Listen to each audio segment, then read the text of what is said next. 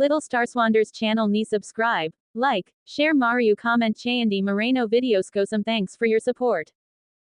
కలియుగ రాముడు శ్రీరాముడు సీతా శ్రీరాముడు నచ్చిన వారు లైక్ చేసి జై శ్రీరామ్ అని కమెంట్ చేయండి.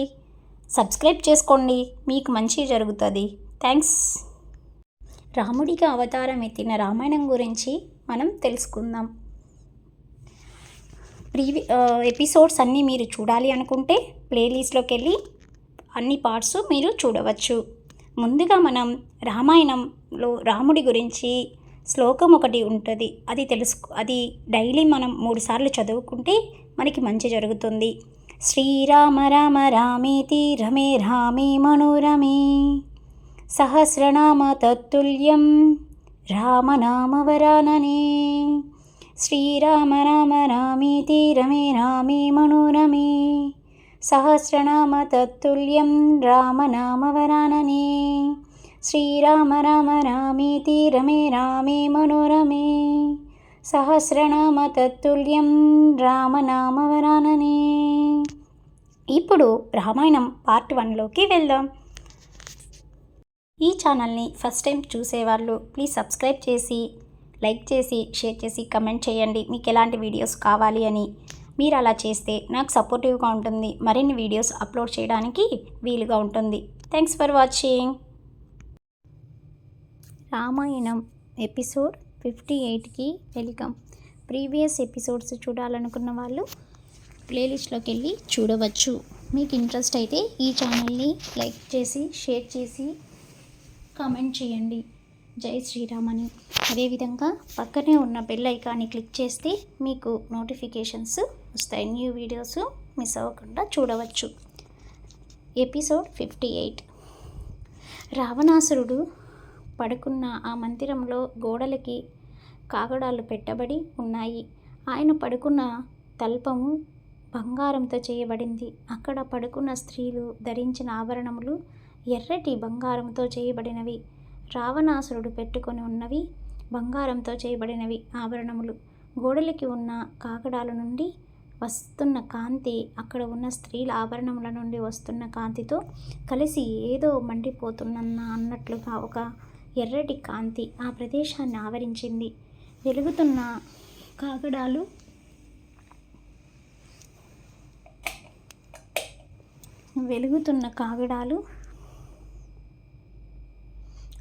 అటు ఇటు కదలకుండా అలాగే నిలబడి వెలుగుతున్నాయి.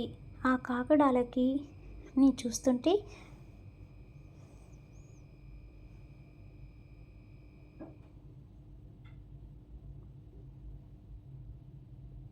జూదంలో ఓడిపోయిన ఇంటికి వెళ్ళాక పక్కవాడి ఆటని దీక్షగా చూస్తున్న జూదరిలా ఉన్నాయి.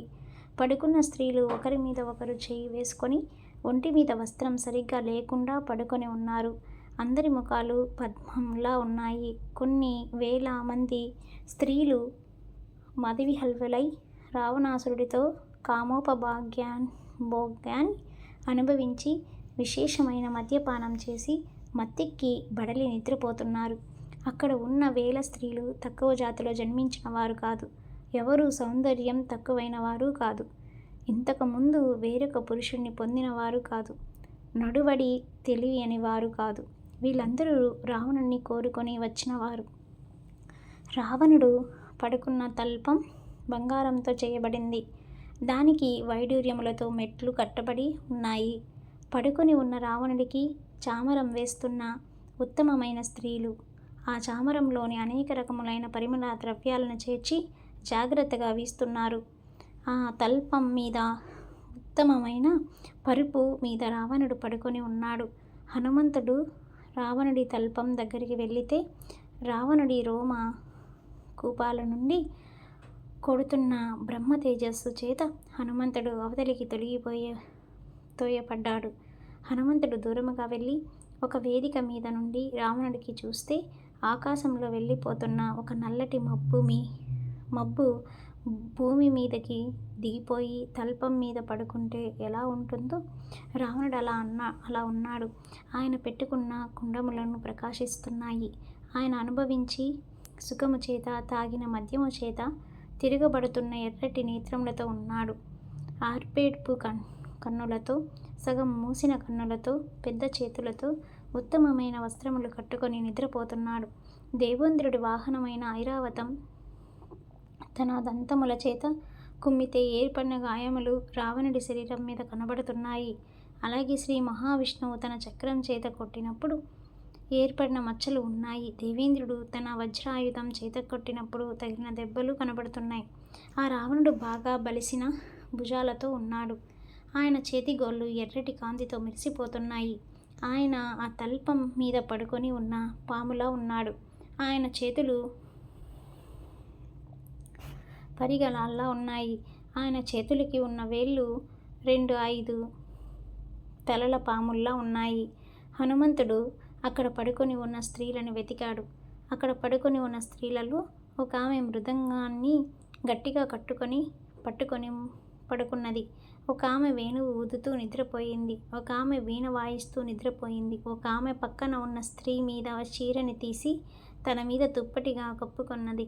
ఆ స్త్రీలు అక్కడున్న సంగీత వాయిద్యములను గట్టిగా కౌగిలించుకొని వాటిని రావణుడిగా భావించి చుంబిస్తున్నారు.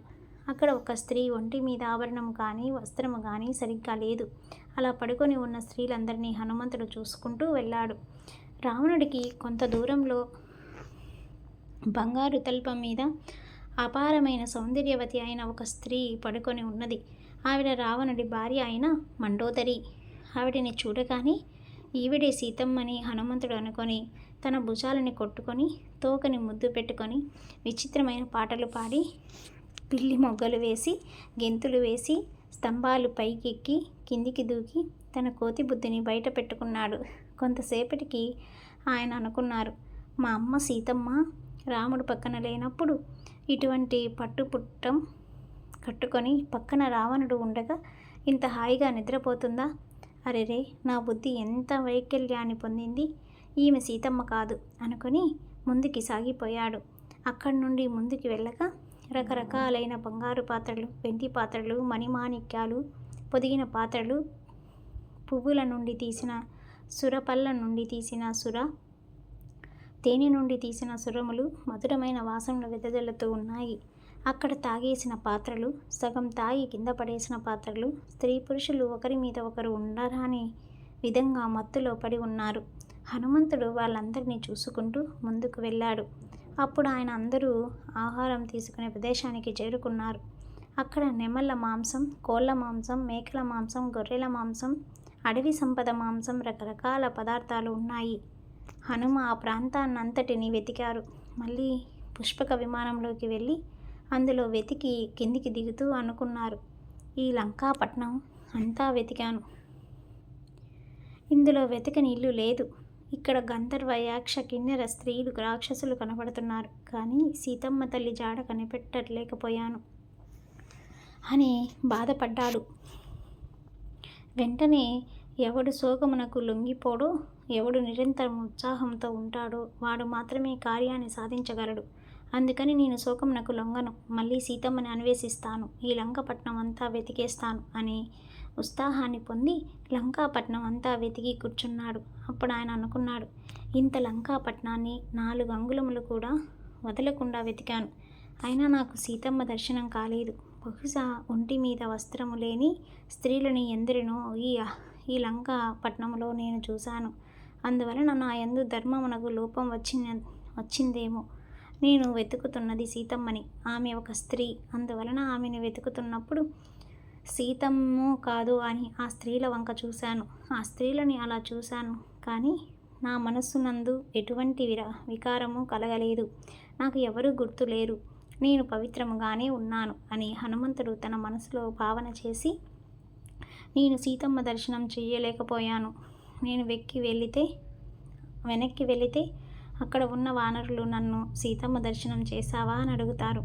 నాకు సీతమ్మ జాడ తెలియలేదు అని చెప్తాను. సీతమ్మ జాడ తెలియకుండా వెనక్కి వెళ్తే సుగ్రీవుడు చంపేస్తాడని అందరూ ప్రాయోపాసం చేస్తారు. నేను వెళ్ళి ఈ మాట సుగ్రీవుడికి చెబితే మిత్రుడైన రాముడికి సహాయం చేయలేకపోయానని సుగ్రీవుడు ప్రాణం వదిలేస్తాడు. ఉన్న స్నేహితుడు కూడా వెళ్ళిపోయాడని రాముడు కూడా ప్రాణం వదిలేస్తాడు. రాముడు లేనప్పుడు లక్ష్మణుడు ఉండడు. అప్పుడు అక్కడున్న వానకాంతులంతా ప్రాణాలు వదిలేస్తారు. తదనంతరం వానరులందరూ మరణిస్తారు. ఈ వార్త అయోధ్యకి చేరి కౌసల్య, కైకేయి, సుమిత్ర, భరతుడు, శత్రుఘ్నుడు మరణిస్తారు. అయోధ్యలో అందరూ మరణిస్తారు. నేను పట్టుకెళ్లే వార్త వల్ల ఇంతమంది మరణిస్తారు. ఈ వార్తని నేను తీసుకువెళ్తే ఎంత, వెళ్ళకపోతే ఎంత? బహుశా రావణుడు సీతమ్మని తీసుకొస్తున్నప్పుడు ఆయన ఒడిలో కొట్టుకున్న సీతమ్మ జారి సముద్రంలో పడిపోయి ఉంటుంది. కాదు, సీతమ్మ అంత పిరికిది కాదు. తన పాన్పు చేరడం లేదని రావణుడే సీతమ్మని ముక్కలుగా నరికి పలహారముగా తినేసుంటాడు. కాదు, కాముకుడైన వాడు తాను కామించిన స్త్రీని సంహరించడు. లేకపోతే రాక్షసుల సీతమ్మని తినేసుంటారు. కాదు, రావణుడు కామించిన స్త్రీని తినగలిగే ధైర్యం రాక్షసులకు ఉండదు. రాముడికి సీతమ్మ జాడ తెలియకూడదని రావణుడు అమ్మని ఎక్కడో దాచి ఉంటాడు. నిద్రపోతున్న రావణుడి 10 తలలు గిల్లేసి వాడి మృత కళేబరాన్ని రాముడి పాదాల దగ్గర పడేస్తాను, లేదా ఈ లంకని పెళ్ళగించి పట్టుకుపోతాను. కాదు, సీతమ్మ జాడ చెప్పలేనప్పుడు ఇవన్నీ తీసుకువెళ్ళడం ఎందుకు? అందుకని నేను అసలు వెనక్కి వెళ్ళను. సీతమ్మ జాడ దొరికే వరకు వాన ప్రసిద్ధిలాగా ఉంటాను, లేదా అగ్నిలోకి ప్రవేశిస్తాను. నేను నీటిలోకి ప్రవేశించి శరీరాన్ని వదిలేస్తాను అనుకున్నాడు. ఆయన వెంటనే మరణించడం ఏమిటి? ఆత్మహత్య మహాపాపం. మళ్ళీ ఉత్సాహాన్ని పొంది వెతుకుతాను అనుకుని నమోస్తు రామయ్య లక్ష్మయ్య దేవాచ్చదసే జనకాత్మజయే నమోస్తు రూద్రే యామినివే నమోస్తు చంద్రక్క మారుతఖ్యవద్ద.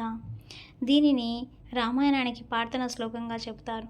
లక్ష్మణుడితో కుమారుడిని ఉన్న రాముడికి నమస్కారం, జనకుని కూతురైన సీతమ్మకి నమస్కారం, రుద్రుడికి, ఇంద్రుడికి, యముడికి, వాయుదేవుడికి నమస్కారం, చంద్రుడికి, సూర్యుడికి, దేవతలందరికీ నమస్కారం. నాకు సీతమ్మ తల్లి దర్శనం అయ్యేటట్టు దేవతలందరూ కటాక్షించెదరుగాక అని నమస్కారం చేశాడు. అప్పుడు హనుమంతుడికి ఎదురుగా అశోకవనం కనబడింది. అప్పుడు ఆయన ఒక ధనస్సు నుండి వినబడిన బాణముల ముందుకు వెళ్ళి అశోకవనంలో దిగి అక్కడున్న అన్ని చెట్ల మీద నుంచి అటు ఇటు దుక్కుతూ సీతమ్మని వెతికాడు. ఆ అశోకవనములో రావణుడు తన తపశ్శక్తితో నిర్మించిన కృత్రికమైన ఒక కొండ, ఆ కొండ మీద నుంచి ప్రవహిస్తున్న నది ఉన్నాయి. హనుమంతుడు ఆ అశోకవనాన్ని వెతుకుతుండగా ఆయనకి దూరంగా 1000 స్తంభములతో కూడుకున్న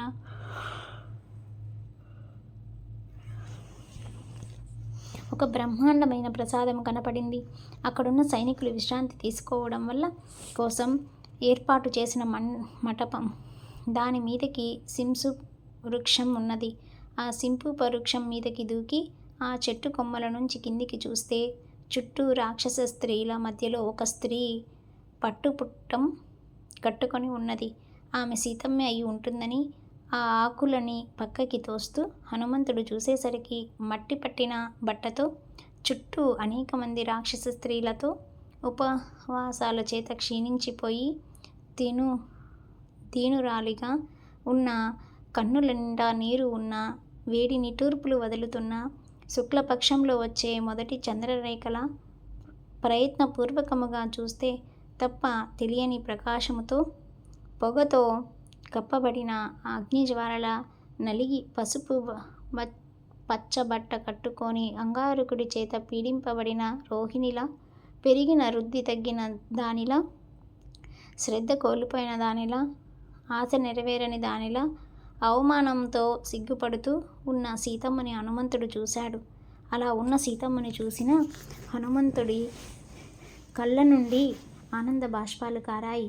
అలా నల్లటి కళ్ళతో ఉన్న సీతమ్మని చూసిన హనుమంతుడి కళ్ళ నుండి ఆనంద బాష్పాలు కారాయి. అలా నల్లటి కళ్ళతో ఉన్న హనుమానికి ఆవిడ అంగ ప్రత్యంగములను యందు రాముడు జ్ఞాపకానికి వచ్చాడు. సీతమ్మని చూడడం అంటే ప్రకృతిని చూడడం, ఆ ప్రకృతి యందు పురుషుడిని, రాముడిని చూడడం. అంటే హనుమాన్ ఈనాడు అద్వైత దర్శనం చేశాడు. సీతమ్మని అలా చూసిన హనుమంతుడు అనుకున్నాడు, మా రాముడి గుండె చాలా గట్టిది, ఎవరూ చేయలేని పని రాముడు చేశాడని ఇప్పుడు నేను గుర్తించాను. 10 నెలల నుంచి ఈ సీతమ్మ రాముడి పేరు చెప్పుకుంటూ, తపస్సు చేసుకుంటూ, రాముడి గురించి శోకిస్తూ ఇక్కడ ఉంటే అటువంటి భార్యకి దూరముగా ఉండి కూడా 10 నెలల నుంచి ప్రాణాలు నిలబెట్టుకొని ఉన్నాడు. కనుక రాముడు ఎవరూ చేయలేని పని చేశాడు. రాముడి మనసు సీతమ్మ దగ్గర ఉంది, సీతమ్మ మనసు రాముడి దగ్గర ఉన్నది. అందుకని ఇద్దరు ఒకరికి ఒకరు దూరముగా ఉండి కూడా ఇంతకాలం బ్రతకగలిగారు. 3 లోకములలో ఉండే ఐశ్వర్యాన్ని అంతా తీసుకొచ్చి ఒక పక్క పెట్టి మరో పక్క సీతమ్మని పెడితే సీతమ్మ యొక్క వైభవములో 16వ వంతుతో కూడా ఆ ఐశ్వర్యం వైభవం సరితూగదు. నల్లటి జుట్టుతో, ఎర్రటి పెదవితో, సన్నటి నడుముతో, పద్మము వంటి కన్నులతో ఆ తల్లి సింసు వృక్షం కింద కూర్చొని ఉన్నది. గురువుల చేత శిక్షించబడింది. బుద్ధి కలిగిన లక్ష్మణుడి చేత ఆరాధించబడే సీతమ్మ, పెద్దలచే పొగడబడే సీతమ్మ, లక్ష్మణుడి గురువైన రాముడి యొక్క ఇల్లాలివైన సీతమ్మ, ముందు రాముడు వెనుక లక్ష్మణుడు ఉండగా మధ్యలో నడవవలసిన సీతమ్మ, దశరథుడి పెద్ద కోడలైన సీతమ్మ, జనకుడి కూతురైన సీతమ్మ, ఇవాళ చుట్టూ రాక్షస స్త్రీలు ఉండగా 10 నెలల నుండి ఒకే వస్త్రాన్ని కట్టుకొని పడి ఉన్నది. అంటే ఈ కాలం అన్నది ఏదన్నా చేయగలరు. ఈ కాలాన్ని ఎవరూ అతిక్రమించలేరు. ఈ సీతమ్మ కోసమే 14,000 మంది రాక్షసులు మరియు ఎంతోమంది రాక్షసులు చనిపోయారు. ఈ తల్లి కారణంగానే సుగ్రీవుడు పట్టాభిషేకము పొందాడు. వాలి తెగటారిపోయాడు. నువ్వు ఇక్కడ కూర్చున్నావు కానీ నీ వల్ల అక్కడ ఎంత కథ నడుస్తుందో తెలుసా అమ్మా? నీకు నీ అమ్మ భూదేవి పోలిక వచ్చింది. అందుకే నీకు ఇంత ఓర్పు ఉన్నది. రామలక్ష్మణుల చేత రక్షింపబడవలసిన తల్లివి ఇలా వికృతమైన రాక్షస స్త్రీల మధ్యన చెట్టు కింద కూర్చున్నావా? శీలం, వయసు, నడువడి, వంశము, శరీరములు అనే ఈ 5 లక్షణాలలో అంటే వివాహం చేసే ముందు వధువు, వరుడు ఈ 5 లక్షణంలో సరిపోతారో లేదో చూడాలి. నువ్వు రాముడికి తగిన దానివి. మా సీతమ్మ ముందు పాపాత్ముడైన రావణుడు నిల్చున్న ఆమె కళ్ళు ఎప్పుడు నల్లగానే శాంతముగా ఉంటాయి. రాముడి కళ్ళ కోపంతో అప్పుడప్పుడు ఎరుపెక్కుతాయి అని అనుకున్నాడు హనుమంతుడు సీతమ్మను లంకలో చూసి.